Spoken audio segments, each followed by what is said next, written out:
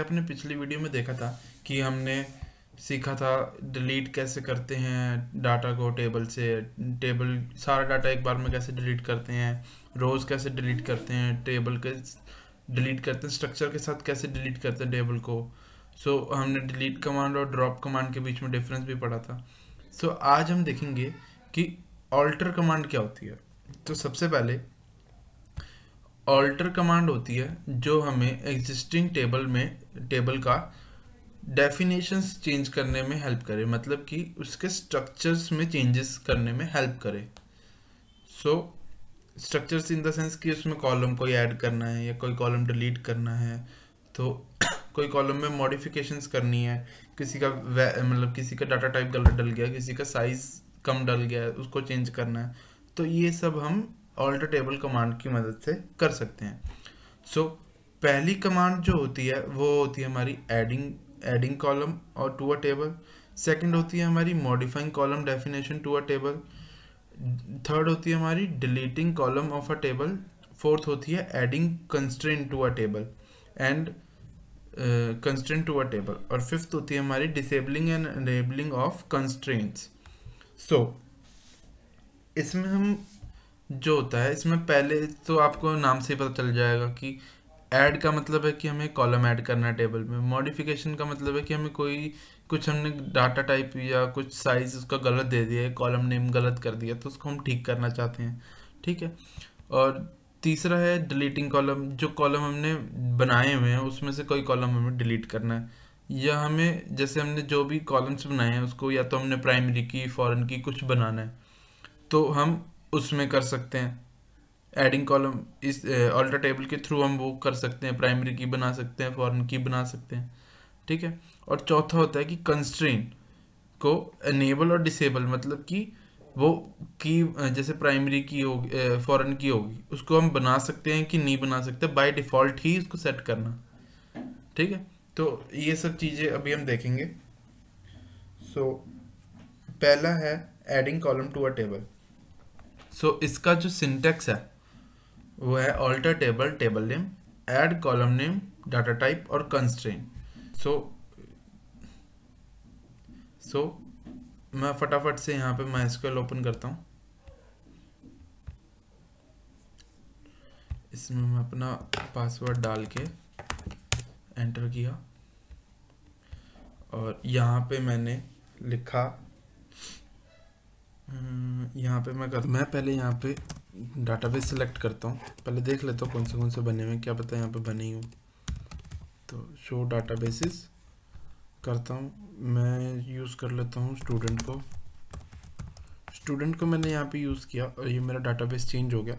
Guys आगे करता हूँ, मैं यहाँ पे शो टेबल्स देखता हूँ कितने टेबल्स हैं। एम्प्लॉय टेबल है, इसमें मैं सेलेक्ट करता हूँ, सेलेक्ट स्टार कर देता हूँ, इसमें सेलेक्ट स्टार फ्रॉम EMPL।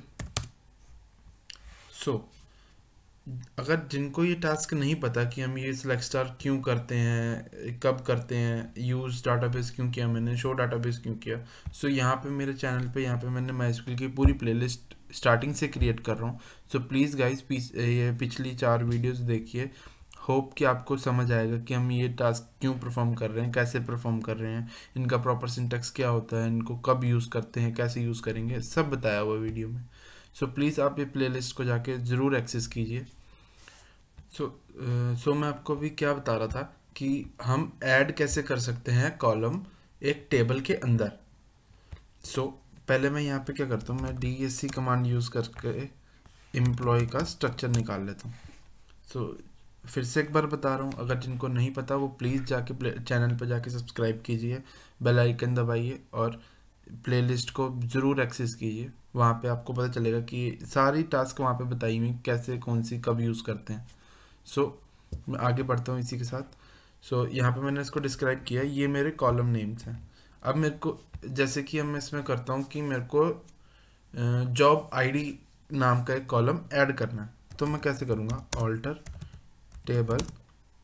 ठीक है। फिर मैं टेबल नेम डालूँगा EMPL। ठीक है। अब मैं यहाँ नीचे लिखूँगा ऐड। ठीक है। ऐड कॉलम का नाम, जैसे कि मैं नाम डाल देता हूँ जॉब ID। ठीक है। इसका मैं डाटा टाइप रखता हूँ इंट और इसका साइज में रख देता हूँ 10। ठीक है। सो इसके बाद मैं इसको क्लोज करके भी रन करूँगा तो भी मेरा एक्सेस चल जाएगा। और अगर मैं इसको प्राइमरी की बनाना चाहता हूँ तो सिंपल मैं यहाँ पे प्राइमरी की फिलहाल मेरे को इस प्राइमरी की ज़रूरत नहीं है, तो मैं इसे यहाँ पे हटा देता हूँ, रिमूव कर देता हूँ और मैं यहाँ पे सिंपल कॉलम ऐड करता हूँ। अब मैं जब DESC करूँगा यहाँ पे एम्प्लॉय को, तो मेरे जो कॉलम में है एक वैल्यू इंक्रीज होके दिखेगी। ये था कि हम ऐड कैसे कर सकते हैं कॉलम को। इसके बाद है कि हम मॉडिफाई कैसे कर सकते हैं कॉलम को। अगर कोई चेंज लाना है कि मतलब आप समझ लो कि कॉलम नेम चेंज करना है या उसका डाटा टाइप चेंज करना है, तो हम वो कैसे कर सकते हैं। तो इसमें दो चीज़ें होती हैं। अगर तो आपको सिर्फ डाटा टाइप ही चेंज करना है, अगर आपको डाटा टाइप चेंज करना है तो आप मॉडिफाई यूज़ कर सकते हो। और अगर आपको डाटा कॉलम नेम और डाटा टाइप दोनों चेंज करने हैं तो आप चेंज कीवर्ड का यूज़ कर सकते हो। जैसे कि मैं आपको करके दिखाता हूँ कि समझ लो कि यहाँ पे जैसे ये इंट किया हुआ है मैंने, मेरे को यहाँ पे चेंज करना है। मतलब मेरे को यहाँ पे एम्प्लॉय नंबर की जगह एम्प्लॉय नंबर की जगह जॉब नंबर करना है और इसका जो डाटा टाइप है वो varchar करना है। ठीक है। इसमें मैं करूँगा ऑल्टर टेबल। ठीक है। ऑल्टर टेबल किया, एम्प्लॉय टेबल का नाम लिखा मैंने, फिर मैंने किया यहाँ पे चेंज कीवर्ड लिखा। पहले इसको हाईलाइट करके दिखा देता हूँ आपको, चेंज लिखा मैंने। ठीक है। चेंज लिखने के बाद इसके बाद मैंने क्या किया कि मैंने लिख दिया एम्प्लॉय नंबर, पुराने टेबल का नाम लिखते हैं पहले। ठीक है। उसके बाद जो नया रखना है जॉब नंबर। ठीक है। और इसका डाटा टाइप varchar, इसका डाटा टाइप हो जाएगा 20। ठीक है। और यहाँ पे मैं इसको यहाँ पे क्लोज करके एंटर मारूंगा और ये मेरी क्वेरी होगी। अब जब मैं यहाँ पे DSC एम्प्लॉय करूँगा तो जो मेरा यहाँ पे कॉलम था उसका नाम भी चेंज हो गया और varchar मतलब डाटा टाइप भी चेंज हो गया। अब ये तो था कि दोनों चेंज करने, अब मैं चाहता हूँ कि सिर्फ मेरा डाटा टाइप ही चेंज हो। तो उसमें क्या कर सकते हैं, उसमें सिंपल हम यहाँ पे ऑल्टर टेबल एम्प्लॉय। ठीक है। और यहाँ पे मैं करूँगा मॉडिफाई। यहाँ पे मैं मॉडिफाई लिखूँगा, यहाँ पे मैं कर दूँगा कॉलम का नाम जो था मेरा जॉब नंबर। ठीक है। और यहाँ पे मैं इसको फिर से इंटीजर 10 करके कर दूँगा। अब मैं फिर से DESC करूँगा तो DESC EMPL। ठीक है। और यहाँ पे मेरा जो है कॉलम नेम तो वही रहा। ठीक है। और मगर मेरा डाटा टाइप चेंज हो गया। अगर आप चाहो तो मैं आपको यहाँ पे रन करके भी दिखा देता हूँ कि अगर मैं यहाँ पे चेंज करना चाहूँ तो ये मेरा नहीं चेंज होता। Error unknown column job n। हमें हमेशा ऐसे ऑल्टर टेबल, सिर्फ मॉडिफाई जब लिख रहे हैं तो कॉलम का नाम चेंज नहीं कर सकते। अगर आपको कॉलम का नाम भी चेंज करना है तो आपको चेंज कीवर्ड का यूज़ करना पड़ेगा, तभी चेंज हो पाएगा। होप कि आपको इतना समझ आया होगा कि हम मॉडिफाई या चेंज कैसे कर सकते हैं कॉलम का नाम, डाटा टाइप। ठीक है। तो ये कुछ एग्जांपल्स थे। अब यहाँ पे ये कुछ एग्जांपल्स थे कि टेबल एम्प्लॉय चेंज कैसे कर सकते हैं। कॉलम नेम सिंपल चेंज कर रहे हैं, उसका डाटा टाइप इंटीजर डाल के। यहाँ पे EM नेम कर रहे हैं varchar 30 डाल के। अब हमारा तीसरा है डिलीटिंग कॉलम्स। अब इसमें क्या है कि हम जो है एक कॉलम कैसे डिलीट कर सकते हैं, एक पर्टिकुलर कॉलम हम कैसे डिलीट कर सकते हैं। इसमें क्या है कि एक तो इसमें क्या है, हम ड्रॉप कीवर्ड का यूज़ करते हैं। कैसे, मैं आपको दिखा देता हूँ कि सेम ऑल्टर टेबल एम्प्लॉय लिखते हैं। ठीक है। और जो मैंने जॉब ID बनाई थी उसको मैं हटा देता हूँ, तो ड्रॉप लिखा और जॉब ID। ठीक है। और यहाँ पे मैंने इसको ये किया। अब मैं DESC करता हूँ EMPL। ठीक है। और ये मेरा देखो यहाँ पे मेरा जो है, यहाँ पे 6 कॉलम थे, 3 3 3 6, यहाँ पे मेरे 5 कॉलम रह गए, एक मैंने डिलीट कर दिया। ठीक है, ये तो था कि हम डिलीट कैसे कर सकते हैं। बहुत ही इजी टास्क है, कुछ ज़्यादा बड़ी टास्क नहीं है। डिलीट करना है तो एक कॉलम डिलीट करना है तो उसको ड्रॉप कीवर्ड यूज़ कर सकते हो। अगर आपको सिर्फ डाटा टाइप चेंज करना है तो आप मॉडिफाई यूज़ कर सकते हो। अगर आपको डाटा टाइप और कॉलम नेम दोनों चेंज करने हैं तो आप कॉलम यूज़ कर सकते हो। ठीक है, और अगर आपको ऐड करना है डाटा टाइप, मतलब एक नया कॉलम ऐड करना है कंस्ट्रेंट के साथ, तो आप ऐड कीवर्ड का यूज़ कर सकते हो। सो अब इसके बाद हम करते हैं कि हम ऐड और रिमूव कंस्ट्रेंट कैसे कर सकते हैं। कंस्ट्रेंट कैसे ऐड करते हैं हम एक टेबल के अंदर। सो पहले तो मैं एक आपको प्राइमरी की करके दिखाता हूँ कैसे करते हैं।